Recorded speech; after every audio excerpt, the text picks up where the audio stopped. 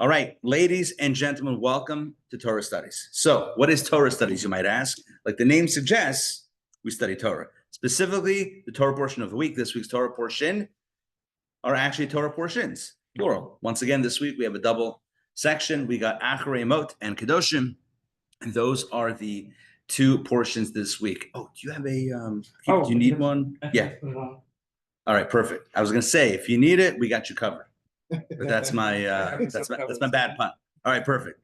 So so double portion this week, Acharei Mot-Kedoshim, and I want to so we read both this week just to explain a little bit. In a non-Jewish leap year, that means that there's only 12 months instead of a Jewish leap year, which is 13 months.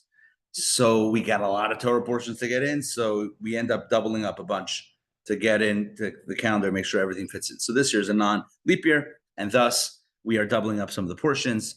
And you don't just double up any ones you want. There's specific ones that are doubled up, including this one, Acharei Mot-Kedoshim.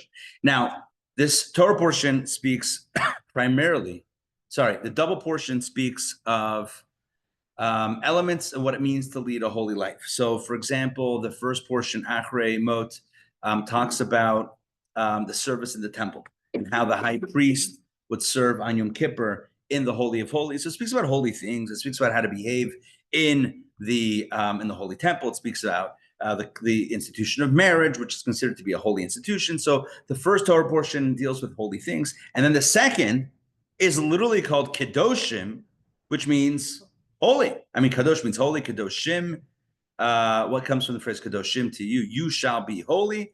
Kedoshim is holy. And interestingly, the second of the two Torah portions, which is called Kedoshim, holy, primarily it speaks of mitzvot, obligations that are between us and our fellow human being. It's interesting. It's an interesting take. It's an interesting angle on holiness. What does it mean to be holy? You might think it means to meditate or to levitate or whatever it is. No, not necessarily. The meaning of holiness is to treat each other like a mensch, to treat each other, to behave like a good, noble, I don't know if that's the right word, but a good, it's a good word for this. A mensch. How do you translate a mensch? I don't know. Decent. Like a decent human being. Mm-hmm. Now, in the second of the two Torah portions, Kedoshim, chapter 19, verse number 18, we have a verse that many consider to be the ultimate verse of the Torah. When I say ultimate, I mean like if you had to, capture the entirety of Torah. Some argue that this verse, chapter 19, verse 18, is the ultimate verse of the entire Torah. And so what we're going to do is we're going to read the verse, and then we're going to read Rashi, who is the primary commentary of the simple meaning of the Torah. We're going to read Rashi's take on that. We're going to ask a bunch of questions, and then we are going to put together and reveal a brand new understanding of this most incredible mitzvah. So we begin with text number 1.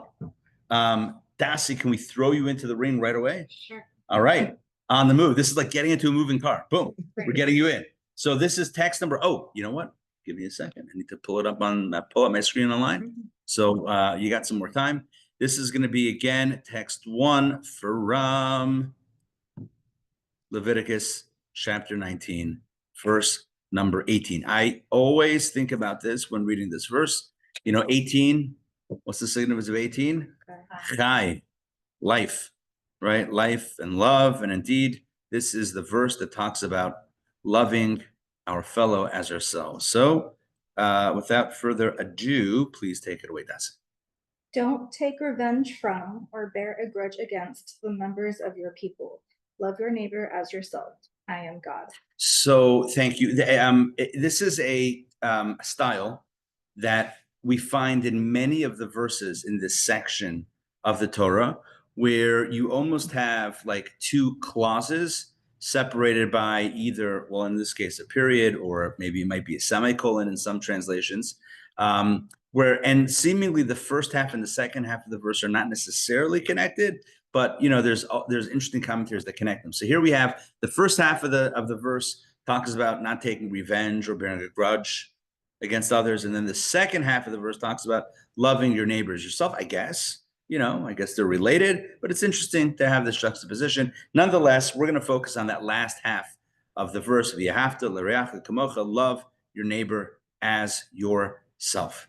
Now, this is let's take a look at Rashi, because Rashi is going to explain the significance of this commandment. Text number 2.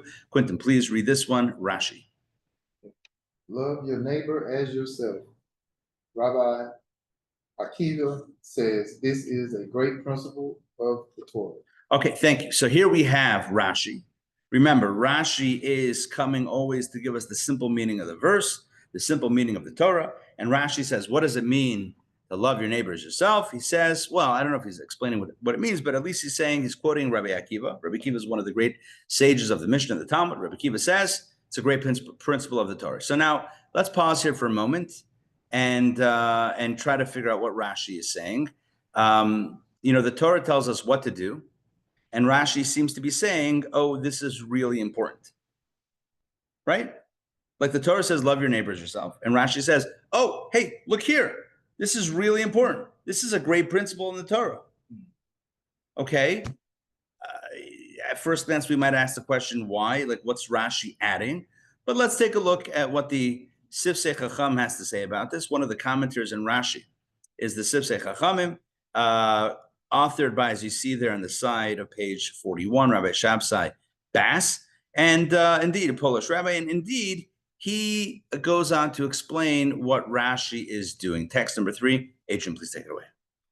As if to say that all the Torah is included in this mitzvah. This is similar to Hillel's statement, don't do to others what you wouldn't want to do to yourself. Okay, thank you. So here we have the Sifsei Chachamim, which is a super commentary on Rashi. So let me just explain. Rashi is a commentary on the Torah, and then you have commentaries on Rashi's commentary. So you have like dozens and dozens of commentaries on Rashi's commentary to explain. So here we have one, Sifsei Chachamim, and he says, here's what's going on. Rashi's telling us that all of Torah is included in the mitzvah. Like Hillel says, don't do to others what you wouldn't have done to yourself. And that's the whole Torah. The rest is commentary. Now, where does he say that? So we have, for the benefit of the full understanding, we've included text number 4, which is from the Talmud, Tractate Shabbat. And here we have a very interesting story about a fellow who wishes to convert to Judaism and goes to the leading rabbis of his time. It's a fairly famous Talmudic story, but we're going to read it now to refresh our memory and to break it down. All right, Mira, please take it away. There was an incident involving one Gentile who came before Shammai and said, "Convert me on condition that you teach me the entire Torah while standing on one foot." Shammai pushed him away with the builder's cubit in his hand. The same Gentile came before Hillel. Hillel converted him and taught, "That which is hateful to you, do not do to another." That is the entire Torah. The rest is commentary. Go study. So, all right, hold on. So let's stay on this story for a second and let's break this down. So the first thing we know is that we have a fellow here that's wishing to convert to Judaism. And he comes to the leading rabbis of his time, first to Shammai, and then, as we saw, he gets rebuffed from Shammai, so he goes to Hillel. But what's his angle? So this fellow says, look, I don't want the long version. You know, the kids today will say, give me the TLDR version. What is the TLDR? Too long didn't read. Right, too long didn't read. I need a very quick, I need a very short synopsis. Like throw it in ChatGPT, throw it in AI, shoot me the synopsis, give me the Cliff Notes or the Sparks Notes, like give me the basics. Like the whole Torah, I don't have time for the whole Torah. On one foot, you got 20 seconds. Give me what's Judaism about? Now Shammai gets offended. Shammai says, is this a joke? Are you what you would come to Beethoven and say, teach me piano on one foot or composition on one foot? Would you go to Michelangelo and say, hey, tell me how to paint on one foot? What is this? Wait, you got to be committed. My son just started piano lessons. Why am I saying that? There's a commitment involved. At least I hope there's a commitment involved, right? Like it's okay. So I mean, you gotta be committed. You gotta jump in all the way. So he comes to Shammai and says, teach me on one foot. Shammai says, get out of here. What kind of, you're going to dictate how Torah is taught? Are you kidding me? It says he has the builder's, what is it? What was the line? It said he had the builder's cubit. I don't know what a builder's cubit is. Sounds like a ruler or a tape measure. He's got that. He's kind of like waving at him. He's like, get out of here. It's like, like there was no rolling pins around or whatever it was. So he's using the builder. But the commentators explain the significance of that because, that's how you measure, that's how you build. Everything is precise. Torah is precise, like measurements, like when you build architecture.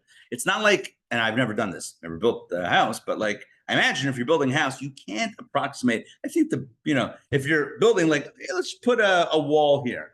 We don't need to measure. Good to go. That's not how it works. You're going to be very precise. Same thing is true with Torah. Torah is very precise. You can't just roughly approximate what Judaism is about on 1 foot. It's going to take a measured and long process of study and, whatever. Comes to Hillel. This guy's still, he's still dedicated he still wants to convert. Comes to Hillel. Contemporaries, Hillel and Shammai. Comes to Hillel, and Hillel says, okay, yeah, I could do that. Challenge accepted. Dale Sanach. Dale asane, dalach sane.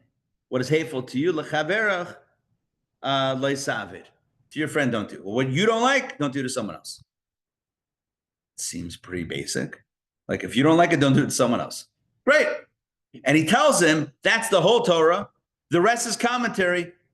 Now go and learn. Sometimes people forget that last part. He didn't just say that's the whole Torah. You're done. You're good to go. No, now you have to go and learn it. But he gave him a nugget on 1 foot that now piqued his interest. And guess what? The guy converted.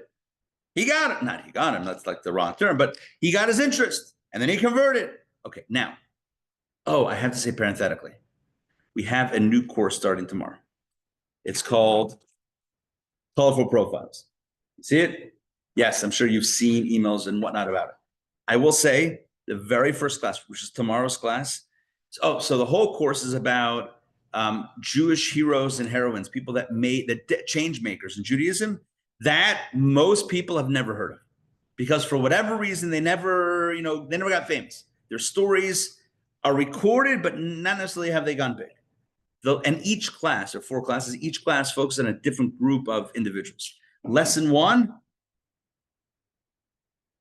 change makers who were not born Jewish, individuals who converted to Judaism, and then, I don't want to give too much away, and then, let's just say, put it this way, contributed greatly to Judaism, but also to Judaism's place in the world. So that's going to be lesson 1 tomorrow.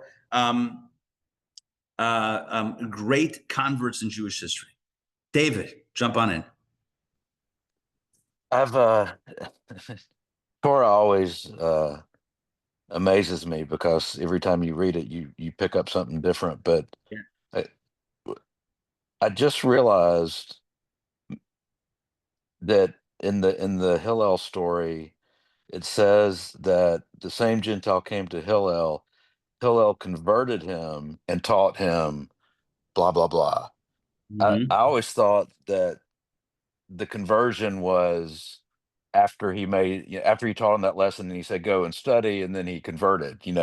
But talk about that, because it's like yeah. How can you convert him? My understanding, it's actually a question. My understanding is that it's not necessarily written in chronological order. In other words, it's not saying that he first converted him and then he taught him. I think it's like the end of the story is that he converted with Hillel. What did he tell him? This is what he told him. So I don't think it's necessarily one before the other. It's kind of telling the larger story. So he goes to Shammai, he chases him away. Hillel converts him. What did he tell him? This is what he told him. But again, it would have been a typical process, which we'll also speak about a little bit in tomorrow's class. But it's a good question. It's a good question. Definitely from the way it's phrased, it would put the chronology in a different order. But the way we understand it is, it's just kind of like first giving the general part and then getting to the details. Now, what's interesting is that according to the Sifsei Chacham, which we quoted before in text number 3, this is what Rashi is telling us. Rashi is waving his hands like, hello, look over here, look over here. This is a really important verse, right? He's kind of like, I don't know, like, who are those guys that do this? The airport. Yeah, you know what I'm talking about? They have like the red sticks. They go like here, like park over here. Huh? Semaphores. All right. Isn't it? I think that's what they're called. I've never heard that word, but like I don't know. people with the sticks, people that have those right there, they got the one. They're like, hey, over here. Rashi, according to Sisach Chacham, which is a very respected commentary on Rashi, according to him, is saying the Torah says, "Love your fellow as yourself." Rashi says, "Hey, this is really important." Right? Rabbi Akiva says it's important. And Hillel also said, he doesn't say that, but the commentators, and Hillel also said it's important. So he's kind of like drawing our attention to this first. The problem is that it doesn't work with anything and everything that we know about Rashi. And we've been studying Rashi together for what, 6-7 months now? Based on the rules that we've set forth with Rashi, understanding how Rashi operates, Rashi would never do this. That doesn't make any sense. Rashi explains the verse. He's not saying, hey, this is really important. That doesn't add anything. You with me on that? Rashi answers questions that we have on the simple meaning of the verse. Rashi doesn't say, this is really important. Try this on for size. Rashi is not, he's not PR. Rashi is not like Torah PR. Rashi answers questions on the text. So therefore, we must come up with a question that Rashi is answering. Rashi doesn't seem to be answering any questions. He just says, this is a really important verse. Rabbi Akiva said it's a very important verse. So why would he tell us that? I mean, who cares? Oh, well, 1 second. Who cares? It's important to know that it's important. Sure, but that's not Rashi. Rashi answers questions that we have in the simple meaning of the verse. He doesn't like tell us, how to live. He's not preaching to us. So number one, that's the first question. Number two, and this is a rule that we've cited before, Rashi typically will give us the commentary and the explanation without quoting the name of the source where he gets it from. So Rashi should have just said, he should have quoted "V'yafta rachamach love your fellow as yourself," and should have just said "Zeh klal gadol b'Torah." It's an important thing in Torah. Why does he say Rabbi Akiva taught us this? Why is it important to know about Rabbi Akiva? And we further know that anytime Rashi quotes the name of the source of the statement or the commentary or whatever it is, it's because the name of the person is teaching us something that we would not have known had we not recognized who the author of that statement was. So the fact that he says Rabbi Akiva is the one that says this clues us into the fact, there's something here that when we hear the name Rabbi Akiva, it should kind of make us pique our interest and teach us something from the name itself. So we have to understand what is that meaning? But it's from Leviticus, the original. The original verse from Leviticus. Take a look at Rashi in text 2. And Rashi quotes the verse, love your neighbor as yourself, from Leviticus. Rabbi Akiva says, this is Rashi saying it. Rabbi Akiva says, this is a great principle of the Torah. Why does Rashi, number one, tell us that it's a great principle in Torah? Who cares? And number two, why is he quoting in the name of Rabbi Akiva? So just say, this is a great principle of the Torah. If there's a reason to say it, just say it. Why does he quote Rabbi Akiva says? Now, it's true, Rabbi Akiva said this. But Rashi never does that. I mean, he only does that when there's something that we're learning from it. So the question is, what do we learn from the fact that Rashi quotes Rabbi Akiva as the author of the statement? So we have two questions. Question number one, why is Rashi telling us that it's a great principle of the Torah? Whatever. It's like, sure it is, but like, why is Rashi getting involved in that? Number two, why is he specifically citing Rabbi Akiva as the author of this, which again, he is, but why is that relevant for us to know? Okay. There you go. Take a look at page 42 or the page marked 42. And you will see that we have here questions on Rashi. Rashi rule number one, Rashi is not a moral and ethical guide for life. Rashi's sole focus is understanding the plain meaning of the text, which he does not seem to be adding or enhancing in this case. And rule number two, Rashi only quotes a teaching's author when their identity sheds light on the text. And the question is, how does knowing that Rabbi Akiva is the one who said this, how does that shed light on this text? Okay, so what we really need to do, if we want to just kind of break it down, what we really want to do is understand what was bothering Rashi. What question is Rashi grappling with that he has to tell us that this is a great principle in the Torah? And we'll be able to understand, get into the mind of Rashi by first by reading the previous 8-9 verses that precede the one that we've been talking about, the one about loving your fellow as yourself. And as we read these verses, I want you to think about the nature of these mitzvot, the nature of these commandments, and kind of the genre of these commandments. And you'll see what I mean as we read them. Text number 5. Who are we up to? Okay, here we go. Text number 5. Hold on one second. Please take it away. Perfect. When you reap the harvest of your land, you shall not fully reap the corner of your field, nor shall you gather the gleanings of your harvest. You shall not glean your vineyard, and the fallen grapes of your vineyard you shall not gather. For the poor and the proselyte you shall lead them. I am God. You shall not steal, you shall not deny a rightful claim, and each one of you shall not lie to each other. You shall not swear falsely by my name, profaning the name of your God. I am God. You shall not withhold the wages of your fellow, and you shall not rob. It shall not remain overnight the wage of a day laborer, keeping it in your possession until morning. You shall not curse a deaf person, and before a blind person you shall not place a stumbling block. You shall fear your God. I am God. You shall not commit injustice in judgment. You shall not favor a poor person, and you shall not show honor to a powerful person. With righteousness shall you judge your fellow. Do not be a talebearer among your people. You shall not stand idly by when the blood life of your fellow is in danger. I am God. You shall not hate your brother in your heart. You shall certainly rebuke your friend, but you shall not bear a sin on his account. Thank you. So here we have a pretty powerful list of mitzvot. In fact, this week's Torah portion, Kedoshim, contains dozens and dozens of mitzvot, a very large percentage of the 613 commandments in the Torah. So that being said, I know I kind of gave everyone prompts before we read this text, but how would you characterize this list of commandments? What would you say? What are they about, generally speaking, broadly speaking? Oh, how we're supposed to deal with each other. Sorry? Say it again. Building a functioning society. The society, but specifically vis-a-vis how we treat each other, right? So let's just go through them again. I'm not going to go in depth, but okay, the first mitzvah, and this is just, the previous 8 or 9 verses before the one that we've been focusing on, love your fellow as yourself. So verse 9, right? Just going back through this list. It's the mitzvah of payah.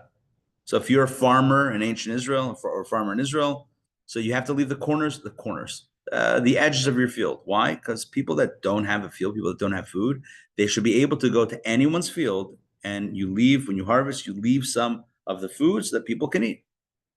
It's like, imagine if we applied this to restaurants, right?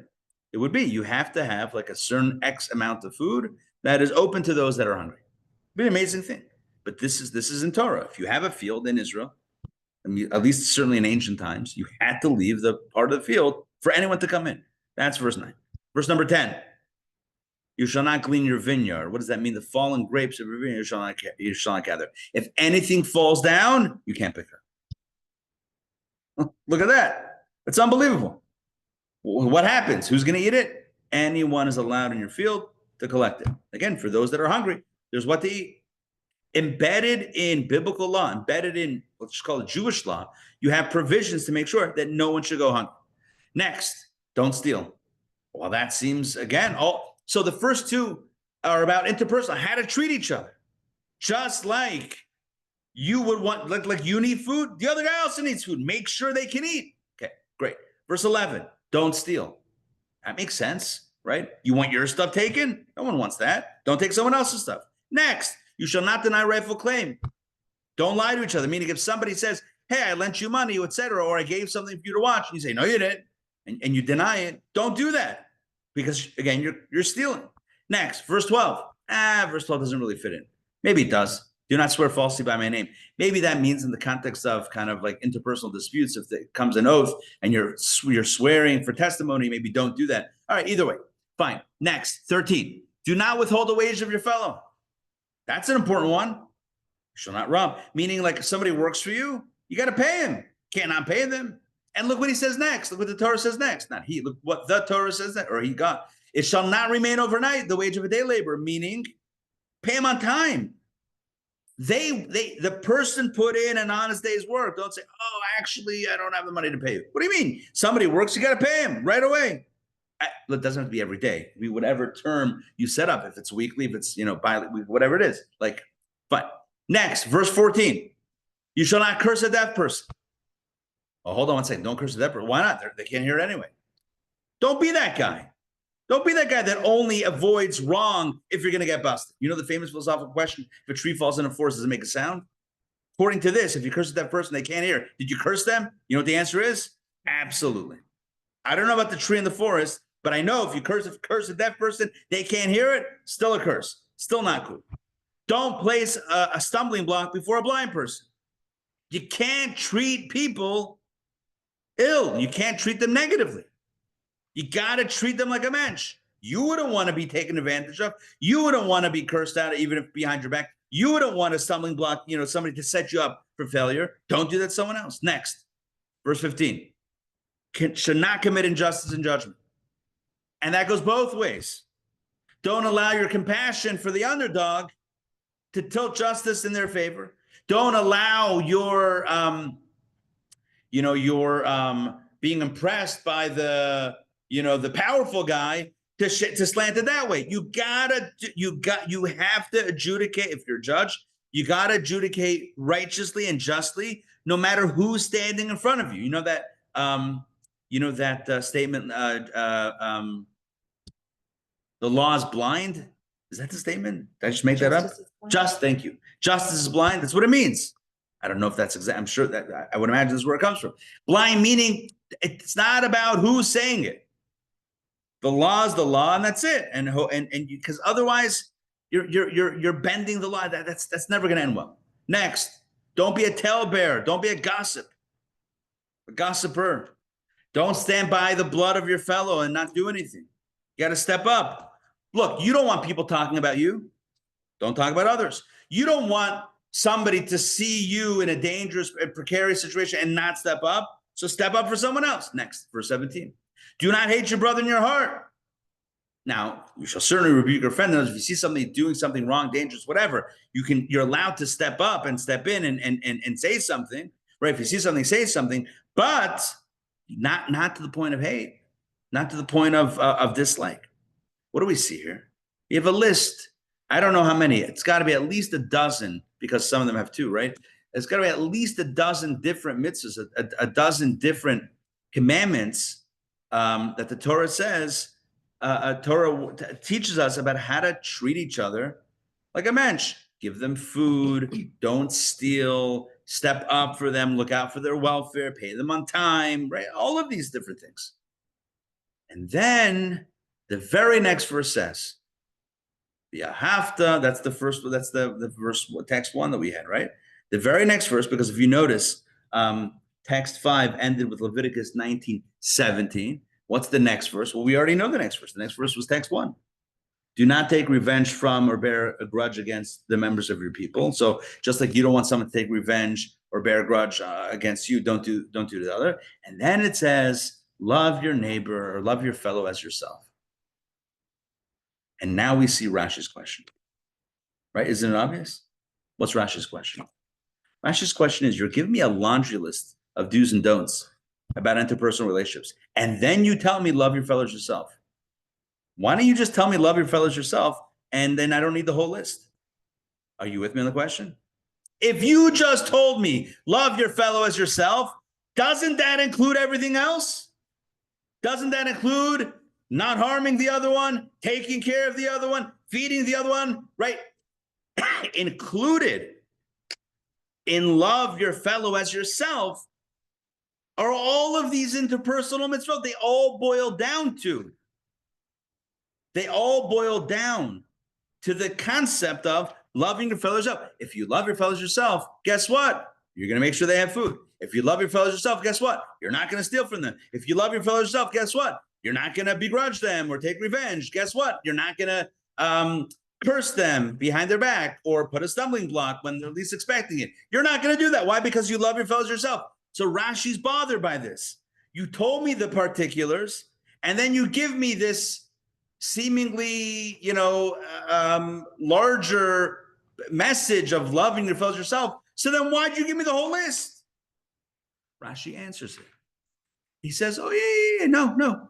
This is correct. He says, Amar Rabbi Akiva. Rabbi Akiva said, Ze klal gadol baTorah. This is a general principle of Torah. Not like the Sifsei Chachamim said that Rashi is telling us this is important. It's not about importance. It's about, like in a computer, whatever, with a computer, you have folders, and then you click on the folder, and then there's files inside your folder. So you have kind of like things nesting, right? You have like, so I'm going to share, maybe for some introduce two Hebrew words, klal and prat. Klal means the general principle, and prat are the details, or one would be like the general category, and then the subcategories or the details. In an outline format, you would have like the Roman numeral outline piece of it, and then like the numbers, the bullet points underneath it. What's the point? The point is simple. Rashi's telling us that although we just got dozens of specific commandments about how to treat each other, and now we're being taught love your fellows yourself, and you're wondering, what? You could have just told me that. Rashi's saying, yes, correct. Here's how it works. The love your fellows yourself is the general principle, is the overarching principle within which are all these details. In other words, don't look at it as just another mitzvah, and then you're wondering, it seems like redundant, like what, like what's going on? It's not another mitzvah. This is the general header of all, and I know it comes at the end of them, but it's okay also. It's kind of like the Torah says, here are all the details, and you should know why or where or how to understand these under the general classification of loving your fellow as yourself. That's what Rashi means.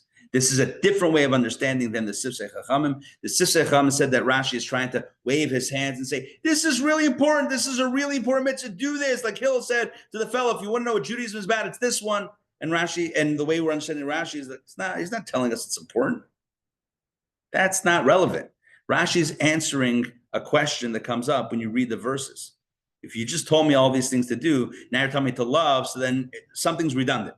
And Rashi explaining it's not redundant, it's klal prat. It's header, details, folder, files. That's how it's organized in Torah. And by the way, this is not exclusive to this case. We find several instances of klal and prat in Torah. Klal meaning the general category, and prat meaning the details. You have this structure in Torah. Now, usually though, where you have general and specific, they're in proximity to each other. You have like the general rule and then the details either before or after, but they're in proximity. In this case, with this mitzvah, the idea of loving your fellows yourself encompasses all of the interpersonal mitzvot that are around the whole Torah. So why are they not all kind of lumped together in proximity? We only have like whatever we had in our example, but there's so many other mitzvot in other books of Torah that would also be under this header. So Rashi answers that by saying it's not just a klal, not just a principle, it's a klal gadol. It's a great principle. And if it's a great principle, meaning if it's a very broad umbrella, then it's going to include verses that are throughout the 5 books of Moses. You will find details spread out throughout the 5 books of Moses, and that's what Rashi is telling us. Does it make sense?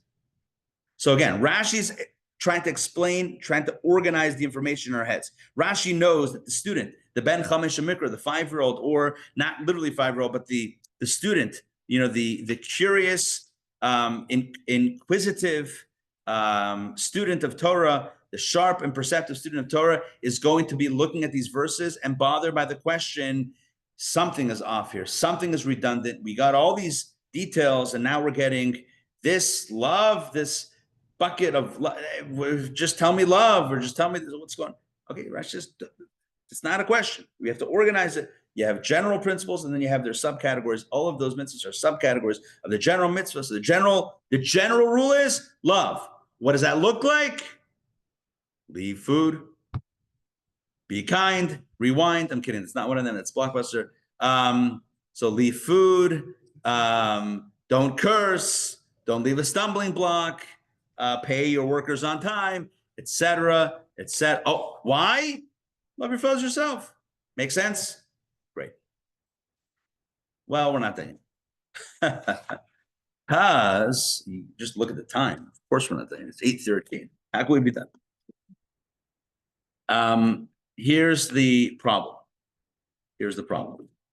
I mean, all this makes sense. But the problem is is that we're still left with the question, what? Fine. So that's how Torah that's how it's organizing the mitzvot, giving us the general category and the specifics. Why? Like, who needs the general category? Just give us the specifics, or just give us the general category and we'll figure out the specifics. Like, why does it need to do it like this? Why does it need to kind of like nest it in such a way? I know I said that it sometimes does that, but like the question could be asked, why? Why is that important to do in this context? So to understand that, we're going to examine a little bit more closely. And now we're going to actually ask a question on the very notion of loving your fellow as yourself.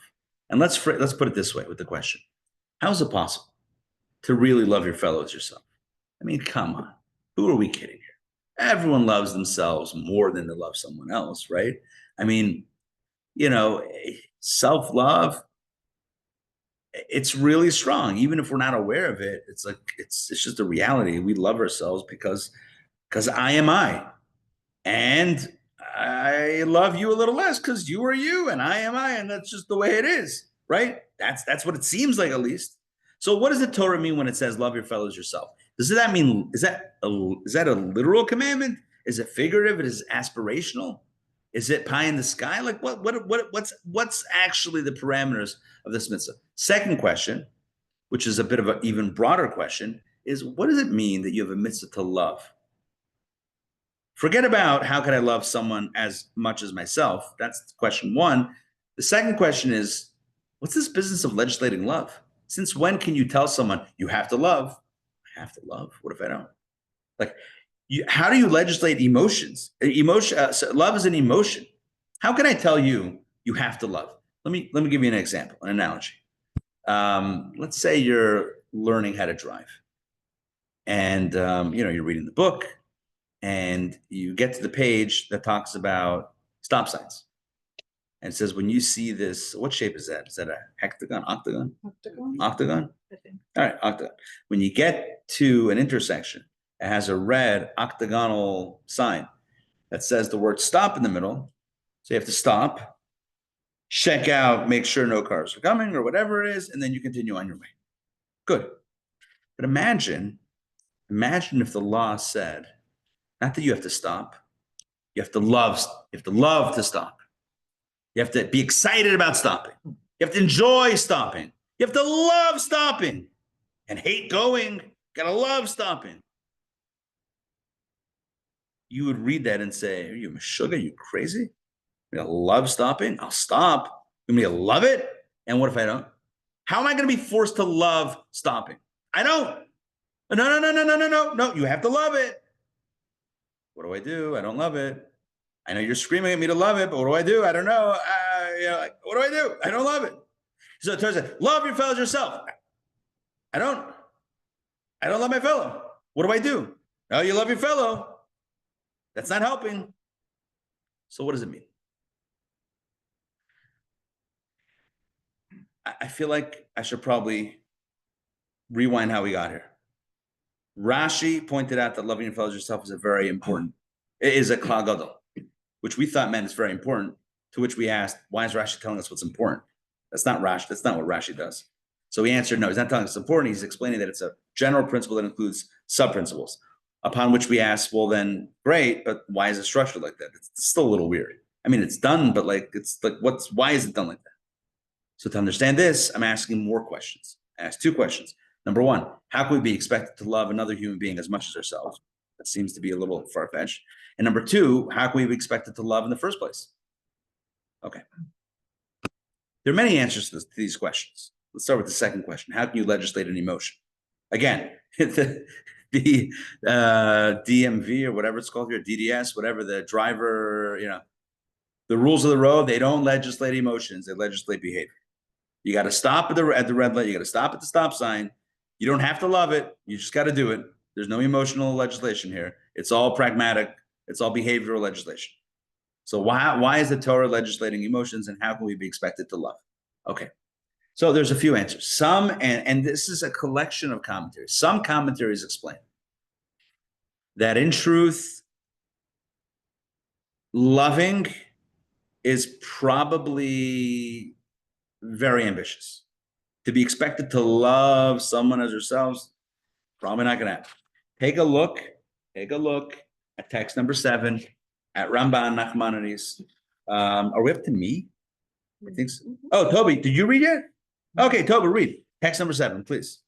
This is an expression by way of overstatement, for a human heart is not able to accept a command to love one's neighbor as oneself. Okay, I was a little late on the draw over here, but here we go.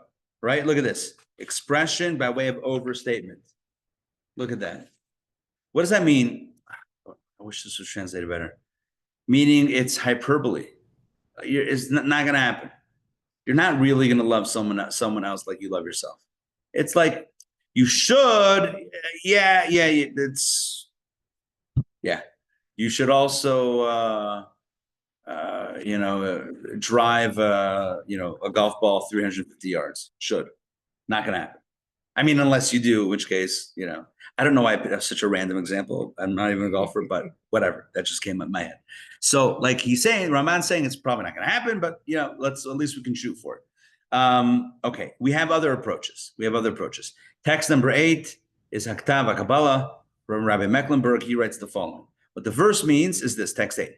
Whatever goodness and kindness you think you deserve from those who love you, do that to others. So he says it's not about love. It's about doing the things that people who love others do. Or like the things that you do for yourself because you love yourself, do that for others. So he basically transforms it, modifies it, qualifies it, that it's not actually about loving as yourself. It's about doing the things that you love or that you would love done to you, or et cetera, to others. And that fulfills the mitzvah. It's not actually about an emotion as much as it is about behavior. That's one approach. So one approach says, you're right. You can't legislate emotion. You can't expect someone to love someone else as much as they love themselves. But you can ask is that somebody treat someone else the way they would want to be treated. And that is the fulfillment of the mitzvah. That's one approach. Okay. All right. That's still a somewhat of a limited approach, but that's an approach. Let's take a look at some other commentaries. The aforementioned Nachmanides on our verse again continues and says the following, text number 9.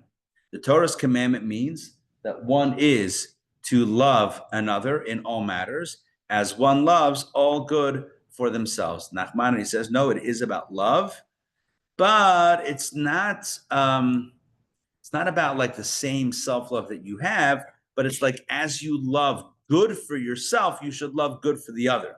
So it means wish them well, like you wish yourself well, like you wish for yourself good things, wish for the other good things. So it's different than Rabbi Mecklenburg that we just read. So Rabbi Mecklenburg, Acharei Kabbalah said, do to others what you want done for yourself. He says, Nachmanides, who lived, centuries earlier, he says, no, it means feel for others like you feel for yourself, but obviously not with the same exact love, but just feel like you want the best for them, like you want the best for yourself. Okay, that's another way of doing it. Text 9. Text 10 is along the same lines. We're just going through some classic commentaries before we get to our way of explaining it, which is going to be different. The Ibn Ezra says, text 10, it means that you should love whatever's good for your friend as you do for yourself. Meaning you should want your friend to have the good things in life like you want the good things for yourself, or however you translate good, that's what you should want for someone else. All good. However, we have, based on Rashi, we have a different way of understanding this, and this is going to be what we call a chiddush, which is a very novel approach, and dare I say, a pretty radical approach. And here we go. So let's build it out. If you recall, we got here because Rashi told us that you have klal and prat, that you have like a nesting type of format. You have the general principle of love, and then the specifics of how to act on that love. And with that, Rashi is teaching us what this mitzvah really means, because we're struggling with this. Is it an emotion? Is it action? Comes along Rashi and says, guess what, friends? It's both, and here's how it works. Okay, and here's how we're going to break this down. Imagine if the Torah omitted verse 18. Imagine if the Torah never told us, love your fellows yourself. Imagine if all it said was, leave the corners of your field. If you drop something, don't pick it up. Pay your workers on time. Don't curse someone who can't hear. Don't place a stumbling block in front of someone who can't see. Judge righteously without favor. Don't bear a grudge or take revenge. Imagine if it would have just told us the practical application, but it would not have said, love your fellows yourself. So a person would have treated, if they're following Torah, they would have treated their fellow like a mensch, but never necessarily felt an affinity or love. And imagine if the Torah only said love, but didn't give us the details. We might have thought that the love is purely an emotion. I have to reach an emotional state of love and care and concern for the other. As to how I implement it, maybe I won't. Maybe it's just something that I have in my heart. If someone says, do you love your fellow? Yes. Yes, I do. What are you doing for them? I love them. I don't need to do, right? Imagine a marriage. I love you. Can you please take out the garbage? No. I love you so much. Can you please go take? No, I can't. Sorry. So sorry. I'm so busy, but I love you. I want you to know I love you so much. Can you go down to the store? Can we buy some eggs and milk because we really need that? No, I love you though, but I'm not going. Carpool. I love you, but no. Nothing. Not doing anything for you, but I love you. That would be a problem. But that we might get to that place if all we had was the mitzvah of love your fellows yourself and not the practical things. So what Rashi is telling us is that sometimes you need both the general principle and the specifics because it teaches you what it all means together. What it means is like this. When you honor your commitments, when someone, let's say, lends you money and you pay them back, it's not just I fulfilled the mitzvah. It should be driven by love and care for the other. You don't want to be ripped off. Don't rip off someone else. In other words, make sure you don't forget about the emotional piece of it. It's not just, I'm going to be honest in business, or I'll leave I'll leave a tip, or I'll leave money for. It's not just that. It should come from a place of love.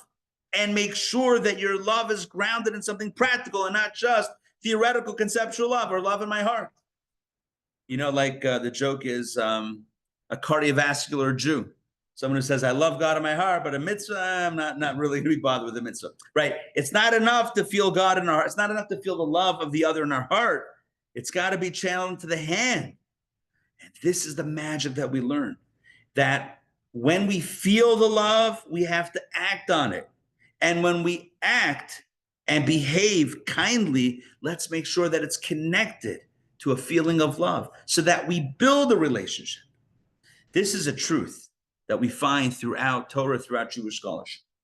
The idea that mitzvahs that we do should not be devoid of a relationship piece to it. It should be consistent with a relationship. So, for example, the mitzvah of tzedakah, the mitzvah of charity, it should always be done in a way that builds a connection. In other words, if somebody gives, but gives in a way of, like dismissive, right? Somebody asks for something, it's like, here, take it. So although the person, you're helping the person, but on the other hand, the person who's receiving doesn't feel close in that moment, feels kind of the distance or the friction in that experience. That's not the ideal way. The ideal way is that when that happens, it should be coupled with a feeling, an emotion of love your fellow as yourself. It should be coming from a place of, I care about you like I care about myself. Now, am I ever going to reach that high level? The main thing is that we act on it, but we act on it with at least some sort of feeling of care and concern for the other. How do we know this? That's why Rashi quotes the name Rabbi Akiva. That was our last question that we haven't yet answered. Why did Rashi say Rabbi Akiva said this? Just tell us the information. Why tell us Rabbi Akiva said this? Because I'm about to blow your mind. Because of what Rabbi Akiva says elsewhere. Because if you know what Rabbi Akiva says and you put the puzzle piece together, then it takes on a whole new reality. Let's take a look at the following story. It is an unbelievable story. 12a from the Talmud. I'm telling you, this story will blow your mind. Turnus Rufus. He was a Roman dude. Not a good guy. Like a bit of a villain. He said to Rabbi Akiva, I will illustrate this to you with a parable. Sorry, let me stop here for a second. He was basically telling Rabbi Akiva, why is it that you give charity? Like if God doesn't want the person to have food or whatever it is, so that's why he doesn't have it. Like who are you to intervene? And he says, I'll give you a parable, he says to the rabbi. To what is a matter comparable? It is comparable to a king of flesh and blood who was angry with his slave and put him in prison in order that he should not be fed or given to drink. Then one person went ahead and fed him and gave him something to drink. If the king heard about this, would he not be angry with that person? That who are you? God is not giving this person food. Who are you to go give him food? What a chutzpah! How dare you? You're going against God's word. God clearly doesn't want this person to eat, and you go ahead and give him a sandwich. How dare you? This is the question. Now, for most of us, who thinks this way? This guy thought that way. So he's an evil guy. But look at what the rabbi answered on Rabbi Akiva. Our Rabbi Akiva from today's class. Text 12b. Rabbi Akiva said to Turnus Rufus, I will illustrate the opposite to you with a different parable. To what is the matter comparable? To a king of flesh and blood who was angry with his son, not a slave, with his son, and put his son in prison in order that he should not be fed or given to drink. Then one person went ahead and fed him and gave him to drink. If the king heard about this, once his anger abated, would he not react by sending that person a gift? In other words, if it's the king's son, of course he wants someone to feed him. He got angry, but deep down and eventually, of course he wants the son to eat. Consider that we are called children, as it is written, you are children of God. This is Rabbi Akiva. Turnus Rufus says, all of us human beings are like slaves to God. So don't help each other out. It's a slave. God clearly wants that person's fate to look a certain way. Who are we? Who am I to intervene? Comes on Rabbi Akiva and says, slaves? We're all God's children. And by the way, if we're all God's children, you know what that means? That we are siblings. We're brothers and sisters. And if that's the case, then we have to first and foremost care about each other. So Rashi says, who's the one that says, this is the principle that drives all those details? In other words, when you pay your workers on time, don't just do it because it's the ethical thing. I pay my workers on time. Why? Because I'm an honest guy. No. Not just because you're honest. Not even because the Torah says, but because you care about your fellow human being. Who taught us to care about our fellow human being? Rabbi Akiva. Who taught us that we're not disconnected slaves, that shouldn't care about each other. I am a rock, I am an island, to quote Simon and Garfunkel, maybe, or whoever it was, right? That we're all isolated, going through life in separate spacecraft. No, Rabbi Akiva says we're all children. Banim lamakum, we're children to Hashem, to God Almighty. And if we're children, that means we're all siblings. If we're siblings, of course we should care about each other. So when I have a worker and I pay him on time, it's not just because I'm honest and ethical. It's because I can empathize with them because it's my brother. Of course I'm going to pay my brother on time. Oh, the reason why I'm not holding a grudge is not just because God says don't hold grudges, so I'll be obedient to God. No, it's because I care about this person. See, even though they did something that hurt me, I'll let it go. I also messed up sometimes, whatever. But my brother, I'm not going to hold a grudge against my brother. Right? When it comes to making sure the other person has food, back to the first mitzvah, leaving the corners of the field for someone that's hungry. I'm not just leaving food because God told me in Torah to leave a corner of the field. No, I'm doing it because my brother is hungry. Rabbi Akiva said we're all brothers. We're all relative. We're all related. And this, my friends, is what Rashi is telling us. What Rashi is telling us is that the overarching principle, the umbrella, the big picture, is about care for the other person, about love. Included in that is a whole host, dozens and dozens and dozens. I mean, we even had dozens in these few verses.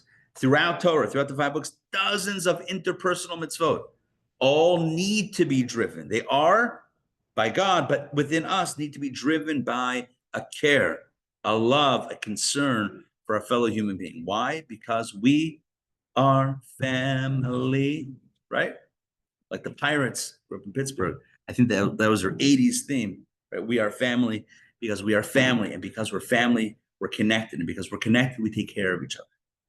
When we feel that, the mitzvah looks different. And when we take care of each other, then the feeling grows. And it's a feedback, positive feedback loop. We care about the other, so we treat them well. And because we treated them well and they responded positively, so we care more about them, so we do more good and we have more feeling, and it builds on itself.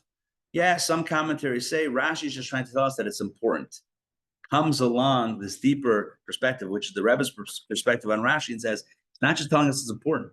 He's telling us the role of emotions, of feeling, of brotherhood and sisterhood when it comes to the interpersonal mitzvah. And with this, we build relationships. It's not just with God, but relationships with each other to make this world a kinder, more beautiful place.